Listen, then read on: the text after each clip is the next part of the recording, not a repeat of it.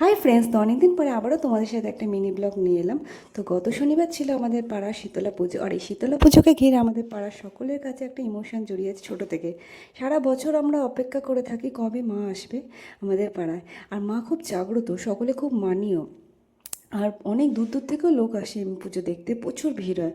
আর তাই আমি সকাল সকাল চলে গেছিলাম শ্বশুরবাড়ি থেকে বাপের বাড়ি। আগের দিন যাওয়ার কথা ছিল, একটু কাজে আটকে গেছিলাম তাই যেতে পারিনি। তাই সকাল সকাল তাড়াতাড়ি করে গিয়ে আগে মাকে পুজো দিয়ে এলাম। এসে তা খেয়ে দিয়ে পিউকে খাইয়ে রেডি করে মায়ের পুজো দেখতে শাড়ি টাড়ি পরে মা পুজো দেখতে গেলাম। তো সেখানে এত গরম ছিল সেদিন কি বলবো। তারপর পুজো দেখে আস্তে আস্তে মোটামুটি আমরা 2-3টে বেজে গেছিলো। তারপরে এসে একটু ফল খেলাম, একটু চা করলাম, পিউকে খাওয়ালাম, খাইয়ে তারপরে গেলাম একটু ছাদে পিউকে নিয়ে হাঁটাতে। ওকে একটু ছাদ থেকে ঘুরে টুরে আবার গেলাম সন্ধেবেলা মন্দিরে পিউকে নিয়ে। সবাই মিলে গেছিলাম।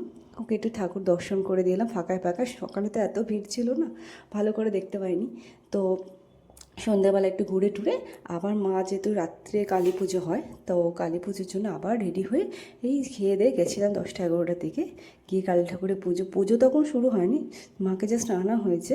এনে পুজো টুজো দেখে, পুজো না জাস্ট একটু ঘুরে টুরে মাকে দেখে আবার বাড়ি চলে এলাম। এই ছিল আমার ছোট্ট ব্লগ। কেমন লাগলো জানিও। আশা করি তোমাদের এই ব্লগ দেখতে খুব ভালো লাগলো। টাটা।